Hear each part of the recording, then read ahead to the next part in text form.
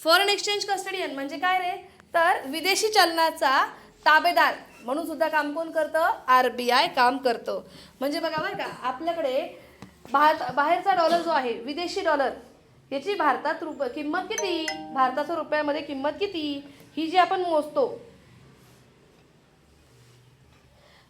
डॉलरचं भारतीय रुपयामध्ये कन्व्हर्जन करताना किती रुपयात होईल हे आपल्याला कसं कळतं, तर हे कॅल्क्युलेट करण्याचं काम पण कोण करतं, RBI करते. बघा, RBI act as a custodian of foreign exchange reserve. RBI हा विदेशी चलनाच्या साठ्याचा ताबेदार म्हणून पण काम करतो. Plus it has to maintain official rate of exchange of rupee as well as ensure its stability. डॉलरचं रुपयामध्ये रूपांतर किती होईल आणि प्लस त्याचे स्थैर्य टिकवून ठेवण्याचे काम सुद्धा कोण करतं, RBI. म्हणजे ना, जेव्हा स्वातंत्र्य भेटलं होतं ना, $1 इज इक्वल टू ₹1 होता. पण आजची कंडिशन कशी झाली आहे, $1 इज इक्वल टू ₹100 किंवा ₹80 हे की नाही. म्हणजे याचा अर्थ काय रे, तर डॉलरची व्हॅल्यू ही वाढलेली आहे, पण ती वाढायला नको, त्यात स्थिरता राहावी, हे काम कोण करतं, RBI करते. Next, RBI also undertake to buy and sell currencies of all members of International Monetary Fund. International monetary fund, आंतरराष्ट्रीय नाणेनिधी यांच्या वेगवेगळ्या सिक्युरिटी, वेगवेगळ्या करन्सीज खरेदी विक्री करण्याचं काम सुद्धा कोण करतं, RBI करते. नेक्स्ट आहे controller of credit. Controller of credit म्हणजे काय रे, पतपैशाचे नियंत्रण. पतपैशाच्या निर्मितीवर नियंत्रण करण्याचं काम कोण करतं, RBI करते. बघा, as a supreme banking authority of a country, आपल्या भारतातली सुप्रीम बँकिंग अथॉरिटी काय आहे, सुप्रीम, आपल्या भारतातली सर्वोच्च शिखर संस्था आहे, जी काय करते रे, सर्व बँकांवर नियंत्रण ठेवण्याचं काम करते. आणि हे काम कोण करतं, RBI करते, है ना. So RBI has power to influence the volume of credit created by commercial bank. व्यापारी बँका जी कर्ज निर्मिती करतं, पतनिर्मिती करतं, याच्यावर नियंत्रण ठेवण्याचं काम कोण करतं, RBI करतं. व्यापारी बँका जे पतनिर्मिती करतं, त्याच्यावर नियंत्रण ठेवण्याचं काम कोण करतं, RBI करते. पण मग ती 2 प्रकारे करते बरं का. किती प्रकारे, 2 प्रकारे. आता याला पण खूप मनापासून लक्षात घ्या बरं का रे, कारण हे पण ना ऑडवर्ड आउटला येतं. 5वा पॉईंट बघ. It also monitors the purpose of use of credit. लोक पैसा कर्जावर घेत आहेत आणि तो कसा वापरतायत, कुठे वापरतायत, याच्यावर सुद्धा लक्ष ठेवण्याचं काम कोण करतं, RBI करत असते. आता तुमच्याकडे ना क्वांटिटेटिव्ह आणि क्वालिटेटिव्ह असे 2 प्रकारचे रेट दिलेले आहेत, दिसत आहे का तुम्हाला. तो 5वा पॉईंट मस्तपैकी 2दा वाचायचा. चलो, quantitative methods and qualitative methods अशा 2 प्रकारच्या मेथड्स आहेत आपल्या. राष्ट्रीय उत्पन्न काय म्हणते मी, क्रेडिट क्रिएशन, पतनिर्मितीवर नियंत्रण ठेवण्यासाठी आपल्याकडे किती प्रकार आहेत, 2 प्रकारचे उपाययोजना आहेत. एक आहेत क्वालिटेटिव्ह आणि एक आहेत क्वांटिटेटिव्ह, संख्यात्मक आणि गुणात्मक, असे 2 प्रकारच्या आपल्याकडे पतनिर्मिती नियंत्रणाची साधनं आहेत. पतनिर्मिती नियंत्रणाची साधनं आपल्याकडे 2 आहेत. एक आहे क्वांटिटेटिव्ह संख्यात्मक आणि एक आहे क्वालिटेटिव्ह. आता पहिले ना एकेकाचं नाव घेऊ आणि एकेकाबद्दल बोलूयात. ओके, चला. क्वांटिटेटिव्ह मधला पहिला, बँक रेट. माधव, मी काय बोलले, बँक रेट. तुमच्या पुस्तकावर कुठेतरी लिहून ठेवा बँक रेटबद्दल. रेपो दर आणि रिव्हर्स रेपो दर, 2 प्रकारचे दर आहेत आपल्याकडे. बँक रेट 2 प्रकारचे आहेत, रेपो दर आणि रिव्हर्स रेपो दर. हा जो आहे ना बँक दर, ह्याचे 2 प्रकार आहेत, रेपो दर आणि रिव्हर्स रेपो दर. रेपो दर आणि रिव्हर्स रेपो दर, repo rate and reverse repo rate. आता माधव हे बघ, बँकेने तुला कर्ज दिलं, RBIने बँकेला कर्ज दिलं, RBIने बँकेला कर्ज दिलं, तर RBI तुम्हाला जे व्याज लावेल ना, वेदिका बंद करतो आवाज. RBIने बँकांना कर्ज दिलं तेव्हा ती RBI बँकांकडनं काय घेणार? व्याज घेणार की नाही? त्याला म्हणतात रेपो दर. काय म्हणायचं? रेपो दर. RBI जेव्हा बँकांना कर्ज देते त्याच्या बदल्यात त्या व्याज घेतात, त्याचं नाव काय? रेपो दर. पण कधी कधी RBIला पण कर्जाची गरज पडू शकते. मग बँका RBIला कर्ज देतील तेव्हा त्या चार्ज करतील, त्याचं नाव आहे रिव्हर्स रेपो दर, रिव्हर्स रेपो रेट. कळलं का? कळलं का? RBI जेव्हा बँकांना कर्ज देईल तेव्हा व्याज लागतं, त्याला म्हणायचं रेपो दर, हे की नाही? आणि जेव्हा बँका RBIला कर्ज देतील तेव्हा लावतील ते रिव्हर्स रेपो दर, रिव्हर्स रेपो रेट. भावना पोचली का? नक्की. आता ह्याचा काय संबंध? कशाचा? रेपो दरचा. तर आता बघ, लक्ष द्या. कुठं चालू आहे सांगा. हा बघ, हा आपला आहे ना पतनिर्मितीवर नियंत्रण करते. कोण? RBI, है ना? दोन प्रकारे. एक कोणता प्रकार आहे? संख्यात्मक, आणि एक आहे गुणात्मक. कुठे गेला रे? हा बघ, इथं गुणात्मक. संख्यात्मकला टिक मार आणि इथं गुणात्मकला टिक मार. संख्यात्मक आणि गुणात्मक ह्याच्यामधला आपण पहिला बघतोय. पहिला काय आहे? बँक दर. बँक दरचे किती प्रकार आहे? रेपो दर आणि रिव्हर्स रेपो दर. बँक कर्ज घेईल RBI कडून तर काय लागेल? RBI कडनं रेपो दर. आणि जर का बँकेने RBIला कर्ज दिलं तर रिव्हर्स रेपो दर. आता तू म्हणशील मॅम या बँक रेटनी कसं कर्ज निर्मिती नियंत्रित होईल? तर ऐक, बँकेने RBIने बँकेला कर्ज दिलं, आहे की नाही? RBI काय करेल माहिती का? नॉर्मली 2% व्याजावर द्यायची, आता डायरेक्ट 20% व्याजावर देते. तर कर्ज बँकेलाच 20% पडतंय. बँक तुला किती देईल रे? 24%, 25%. व्याज जास्त घेईल ना तुझ्याकडनं बँक पण. मग बँकेने तुझ्याकडनं जास्त व्याज घेतो तर तू कर्ज घेशील का? नॉर्मल व्यक्ती कर्ज घेणार नाही. ऑटोमॅटिकली पतनिर्मितीवर काय होईल? नियंत्रण. भावना पोचली का? नक्की कळलं? नक्की. 2 नंबरचा प्रकार. 2 नंबरचं नाव काय? खुल्या बाजारातील रोखे व्यवहार, म्हणजे ओपन मार्केट ऑपरेशन. तुम्हाला आपण फायनल अकाउंट सोडायचं तेव्हा तो एक शब्द यायचा पा, गव्हर्नमेंट सिक्युरिटी. सरकारी रोखे, गव्हर्नमेंट सिक्युरिटी. 10% गव्हर्नमेंट बॉन्ड आठवता का याचे फायनल अकाउंटला यायचे? सरकारी रोखे. सरकार म्हणे लोक लईच कर्ज घेत आहे रे, लोकांकडे लई पैसा आलाय, खूप पैसा आहे लोकांकडे. सरकारने काय केलं माहिती का? ऐका हो ऐका, आम्हाला पैसे पाहिजेत, आम्ही तुम्हाला बॉन्ड विकतोय, तुम्ही मला 50 रुपये द्या, मी तुम्हाला 100 रुपये देईल इन 5 वर्ष. 5 वर्षांनी रक्कम डबल, है की नाही? आपल्यासारखे लोक जर का त्या बॉन्ड्समध्ये गुंतवतात तर बँका पण गुंतवतील. म्हणजे अर्थव्यवस्थेतला सगळा पैसा कुणाकडे जातोय? RBI कडे. आता लोकांकडे पैसा उरेल का? आलं का लक्षात? नक्की कळलं का? बँकांनी पण पैसे कुठे जमा केले? RBI कडे इन्व्हेस्ट केले, गव्हर्नमेंटकडे इन्व्हेस्ट केले. कसे? गव्हर्नमेंट बॉन्ड्स विकत घेऊन. आता बँकांकडे पण पैसे कमी आहेत म्हटल्यावर बँका कर्ज पण कसे देतील? कमी प्रमाणात देतील. भावना पोचली का? कळलं का? नक्की. आणि जर का बँकांना लोकांना कर्ज द्यायचं असेल तर याच्या उलट करतील. यांनी 50 रुपये जमा केले होते, 5 वर्षांनी याला किती भेटणार होते? 100. बँकेने काय केलं माहिती का? याला दुसऱ्याच वर्षी 100 रुपये देऊन टाकले. म्हणजे बँका म्हणताय जा खर्च करा. कळलं का? नक्की. पतनिर्मितीवर नियंत्रण करायचं असेल, कमी करायचं असेल तर खुल्या बाजारात रोखे विकतील. ओके. आणि जर का त्यांना लोकांना कर्ज पुरवठा वाढवायचा आहे तर ते खुल्या बाजारातल्या रोखे विकायला काढतील, त्याची परतफेड करतील. भावना पोचली का?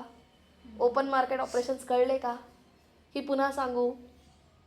ओके. 3 नंबरचं काय? रोकड निधीचे बदलते गुणोत्तर, cash reserve ratio. Cash reserve ratio. आता बघ माधव, आपण तो 30% धरला होता ना अंदाजे, त्या 30%मध्ये 10% ना हे कंपल्सरी तुला RBI कडेच ठेवावे लागतील आणि 20% हे तुला तुझ्याकडे ठेवावे लागतील RBIच्या नावाने. खर्च करायचे नाही. ओके. जे RBI कडे पाठवशील त्याचं नाव काय? SLR, संविधानिक रोखतेचे गुणोत्तर. आणि जे 20% तू आपल्याकडे ठेवले त्याचं नाव काय? कॅश रिझर्व्ह रेशो, रोकड निधीचे बदलते गुणोत्तर. कळलं का? अशा 2 प्रकारचे रिझर्व्स RBI कडे आपल्याला ठेवावे लागतात. कळलं का माधव? बँकेला वाटलं ना लोकांना कर्ज कमी द्यायचं आहे, RBIला वाटलं ना, तर RBI काय करेल माहिती का, हे दोन्ही रेट वाढवून टाकेल. 30% 50% केले पाहिजे आपण तिकडं. आणि तेच जर का RBIला वाटलं लोकांना कर्ज पुरवठा जास्त करायचा आहे, तेव्हा त्याच 50% ते 10% बी करू शकता. भावना पोचली? नक्की. अशा प्रकारे कर्ज पुरवठ्यावर नियंत्रण केलं जाऊ शकतं. प्लस अजून लास्ट कोणता उरला रे? 4 नंबर संपला. एवढेच होते. मग 4 कोणते कोणते आहेत? हे 4 आहेत ना, हे ऑडवर्ड आउटला येतात. कसे येतात? ऑडवर्ड आउटला. पहिलं काय? बँक दर. दुसरं खुल्या बाजारातील रोखी विक्री. तिसरं संविधानिक रोखतेचे गुणोत्तर आणि एक आहे रोकड निधीचे बदलते गुणोत्तर. कळलं का? Bank rate, open market operations, cash reserve ratio, statutory liquidity ratio. कळलं का? या 4 मध्ये एक जर काय पा ह्याच्यातला आला खालच्यातला, या 4 मध्ये एक खालचा आला तर तुम्हाला त्याला काय करायला लागेल? उडवावं लागेल. ऑडवर्ड आउट. भावना पोचली? नक्की. हे होते संख्यात्मक, क्वांटिटेटिव्ह. आता बघूयात गुणात्मक. माधव, गुणात्मक म्हणजे कसे रे? क्वालिटेटिव्ह. गुणात्मक है ना. किती प्रकार आहेत गुणात्मकाचे? हे तुम्हाला सगळ्यांना माहिती आहे. हे वालं कर्ज आणि तारण यांच्यामधील गाळ्याचे नियमन. कर्ज आणि तारण यांच्यामधील गाळ्याचे नियमन म्हणजे त्याला इंग्लिशमध्ये म्हणतात फिक्सिंग मार्जिन रिक्वायरमेंट. म्हणजे ह्याच्या मम्मीने 10,000चं सोनं गिरवी ठेवलं तर त्यांनी मम्मीला कर्ज दिलं 8,000 रुपये. म्हणजे किती टक्के बाजूला काढले रे? 20%. कळलं का? हा गाळा होता. दिस इज मार्जिन. RBIला वाटलं लोकांना कर्ज द्यायचंच नाहीये, RBI मार्जिन कितीवर आणून टाकल? 50%वर. म्हणजे आपण सोनं ठेवलं 10,000चं आणि पैसे भेटले फक्त 5,000. कळलं का? तेच त्यांना जर का लोकांना कर्ज पुरवठा वाढवायचा आहे तर ते हाच गाळा काय करून टाकतील? कमी करून टाकतील. भावना पोचली? हेच मार्जिन कमी करून टाकतील. हा गुणात्मकवाला प्रकार आहे पतनिर्मितीच्या नियंत्रणावरचा. कळलं? नक्की. क्रेडिट क्रिएशनवर कंट्रोल ठेवण्याचा हा वाला एक क्वालिटेटिव्ह साधनला काय म्हणतात? क्वालिटेटिव्ह मेथड आहे. ओके. सेकंड आहे क्रेडिट रेशनिंग. क्रेडिट रेशनिंगचा अर्थ काय रे?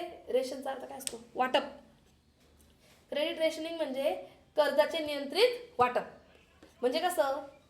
शेती क्षेत्रातल्या लोकांना एवढं कर्ज द्यायचं, ज्यांना गाड्या विकत घ्यायच्या त्यांना एवढं कर्ज, ज्यांना घर विकत घ्यायचं त्यांना एवढं कर्ज, ज्यांना बिझनेस करायचा आहे त्यांना एवढ्या प्रमाणात कर्ज द्यायचं. एवढं दिलंच गेलं पाहिजे. याला म्हणतात क्रेडिट रेशनिंग. जर का सरकारला वाटलं की ह्या वर्षी लोक नुसते वाहनं विकत घेत आहेत रे, सरकार काय करून टाकेल? वाहन कर्जाचं लिमिटच कमी करून टाकेल. कळलं का? म्हणजे लोकांना व्हेकलसाठी कर्जच मिळणार नाही म्हटलं सगळेच लोक व्हेकल घ्यायला भाग पळतील असं नाही. जिसके पास कैश होगा वो जाके परचेस करेगा. कर्जा मिलच नहीं रहा है तो लोग परचेस करेंगे क्या? नाही. भावना पोचली माधव? नक्की. आणि लास्ट काय बघ, नैतिक मनधरणी. नैतिक मनधरणीला इंग्लिशमध्ये काय म्हणतात? Moral caseation. याचा अर्थ काय? सरकारला आहे ना जेव्हा तुम्हाला इझिली कर्ज द्यायचं होतं ना माधव, एकच चालू आहे ह्या एका पॉईंट मधलेच एक एक एक्सप्लेन करते मी. हा काय नैतिक मनधरणी बघ ना तिथं निळा रंग मारलाय बघ त्याला, दिसला का? मॉरल सिजेशन की आहे ना. माधव पहिल्या दिवशी कर्ज घ्यायला गेला होता ना तेव्हा म्हणे तुला आधार कार्ड लागेल, पॅन कार्ड लागेल, राहण्याचा पुरावा लागेल, रेशन कार्ड लागेल, हे लागेल, ते लागेल, ते लागेल, खूप सारे डॉक्युमेंट सांगितले होते. माधव काय म्हणेल? गेलो तिकडे कर्ज नाही घ्यायचं मला इथून कर्ज, चाललो मी सावकाराकडे, सोपं कर्ज आहे. येते का लक्षात? म्हणजे तुम्हाला नैतिकदृष्ट्या नैतिक खच्चीकरण करून कर्ज घेण्यापासून परावृत्त करण्यासाठी नैतिक मनधरणी केली जाते. ही 2 प्रकारे केली जाते. एक तर जाहिरात करून की कर्ज जिथे हवं आहे, जिथे गरजेचं आहे तिथेच घ्या, किंवा दुसरं डॉक्युमेंटेशन वाढवून. डॉक्युमेंटेशन वाढवलं तुम्ही कर्ज घ्यायला जाणारच नाही, डॉक्युमेंटेशन कमी केलं तुम्ही कर्ज सहज घ्याल. भावना पोचली का? जसं तुम्ही नाही का त्या दिवशी मला तो नावी ॲपचा काहीतरी हे पाठवत होते, तुम्ही नाही ते FYची बॅच होती. नावी ॲप, रिंग ॲप असे वेगवेगळे ॲप्लिकेशन ज्याच्यावरनं ऑनलाईन कर्ज मिळायचे. आता ते मिळणं काय झालं आहे? कमी झालं आहे. भावना पोचली का? नक्की. ओके. नेक्स्ट आहे collection and publication of data. Collection and publication of data. हा आपल्या भारतातला रिचेस्ट मॅन, तो आपल्या भारतातला रिचेस्ट मॅन. कैसे पता चलता है? Financial data. आणि ही फायनान्शियल डेटा पब्लिश करण्याचं काम कोण करतं? RBI करते. कळलं का? मध्यवर्ती बँक ही संपूर्ण देशाबद्दल माहिती गोळा करणे, आकडेवारी गोळा करणं आणि तिला प्रसिद्ध करण्याचं काम करते. भावना पोचली? नेक्स्ट आहे, इग्नोर करा. नेक्स्ट आहे promotional and developmental function. Promotional म्हणजे काय? सगळे विकासाभिमुख आणि प्रोत्साहनात्मक कार्य. शेवटचे 3 पण शिकवणार होते घरी. नेक्स्ट आहे promotional and developmental function. Promotional म्हणजे कसं रे? विकासाभिमुख नाही, प्रोत्साहनात्मक. आणि डेव्हलपमेंटल विकासाभिमुख. असे वेगवेगळे कार्य सरकार करत असतं, आहे की नाही? मग बघा, RBI also performs certain promotional and developmental functions such as extending banking services to semi-urban and rural area. ग्रामीण भागामध्ये आणि शहरी भागांमध्ये जास्तीत जास्त बँकिंग सेवा सुविधा पुरवण्याचे काम कोण करतं? RBI करते. Providing security to depositors. जे ठेवीदार आहेत, ज्यांनी ठेवी ठेवल्या आहेत, त्यांच्यासाठी सुरक्षितता निर्माण करण्याचं काम पण कोण करतं? RBI. Development of specialised institution for agricultural credit and industrial finance. Industrial finance म्हणजे काय रे? औद्योगिक पतपुरवठा प्लस शेतीसाठी पतपुरवठा करण्यासाठी वेगवेगळ्या संस्था निर्माण करण्याचं काम पण कोण करतं? RBI करत असते. आणि हे करून ती काय करते? देशाच्या विकासासाठी चालना देते. भावना पोचली? नक्की. आणि अदर फंक्शन हे खूप महत्त्वाचं आहे. हे दिसायला छोटंसं आहे पण खूप महत्त्वाचं आहे. दिस इज व्हेरी इम्पॉर्टंट. हां. आता तुम्हाला हे माहिती आहे की तुमचा चेक तुम्ही बँकेत जमा करताना तो चेक क्लिअर होतो, आहे की नाही? आणि या प्रोसेसला किती दिवस लागतात? 3 दिवस लागतात. हे तर तुम्हाला माहिती आहे ना? ते कसं होतं ते तुम्हाला दाखवते मी. चला इकडे बघा. हे किती टक्के होतं रे माधव? 30% होतं ना आधी. हे बघ माधव, ए माधव, हे बघ, हे बंद पडलं 2 मिनिटं, शांत. ही एक आहे SBI, State Bank of India. ही आहे माधव HDFC. माधवचं अकाउंट होतं कुठे? SBI मध्ये. आणि वेदिकाचं अकाउंट होतं कुठे? HDFC मध्ये. ओके. यांचे पण हे बघ, ह्या बँकेच्या जेवढ्या ठेवी असतील ह्याचे 30% कुठे जमा होतात रे बाबा? RBI कडे. आणि यांच्या पण ठेवींचे 30% कुठे जमा होतात? RBI कडे. ही आहे SBI बँक आणि ही आहे HDFC बँक. दोन्ही बँकांचे 30% कुठे जमा होत असतात? RBI कडे, है की नाही? आता बघा, माधवने वेदिकाला चेक दिला. ओके. माधवने वेदिकाला चेक दिला, तो होता किती रुपयाचा? 5,000 रुपयाचा. माधव किती रुपयाचा होता? बरं सॉरी, जाऊ दे, ही वेदिका सोडवून टाकते इथून.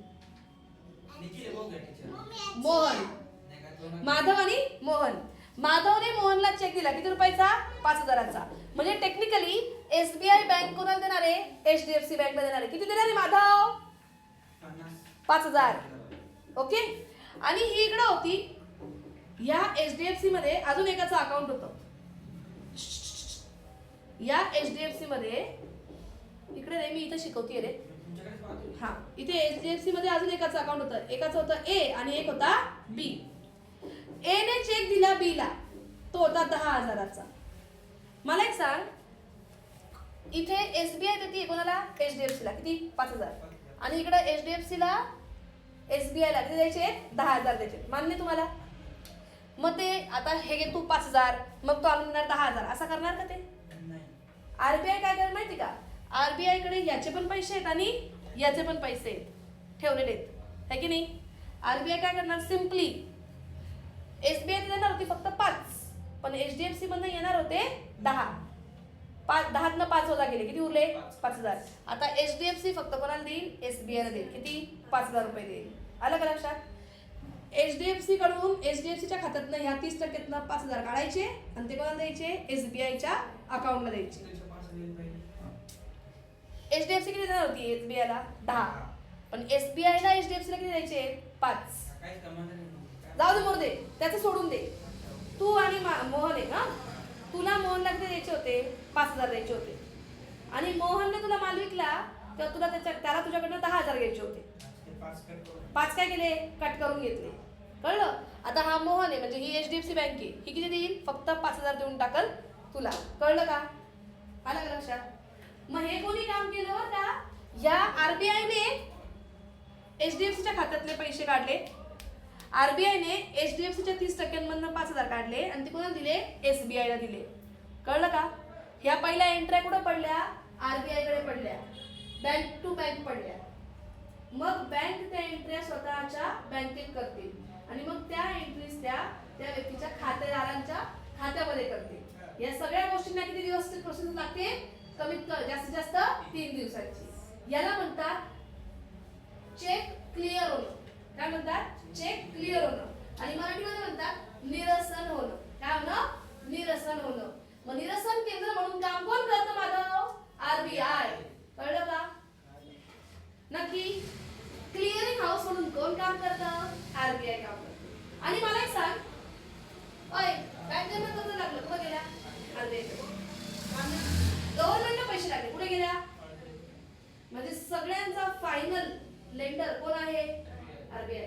अंतिम ऋणदाता इथे दिलेलं आहे बघा 8व्या पॉइंट मध्ये. व्यापारी मध्यवर्ती बँक ही अंतिम ऋणदाता म्हणून काम करते. RBI act as a lender of last resort. आहे का? 8व्या पॉइंट मध्ये आहे RBI act as a lender of last resort. कुछ नहीं हुआ, हम लोग हार गए, हार के हम लोग कहाँ जाते हैं, भगवान के पास. देवा देवा पाव रे. इकडे कोण पावतं, RBI. सबको पावते. फायनान्शियल सिस्टीम मध्ये जे कोणी असेल सगळ्यांना फायनल उत्तर कोण देणार, RBI देणार. लेंडर ऑफ लास्ट रिसॉर्ट अंतिम ऋणदाता म्हणून कोण आहे, RBI आहे, मध्यवर्ती बँक आहे. भावना पोचली का? ठीक आहे, 12 करते. आज काय तारीख आहे, आज 3 आहे ना.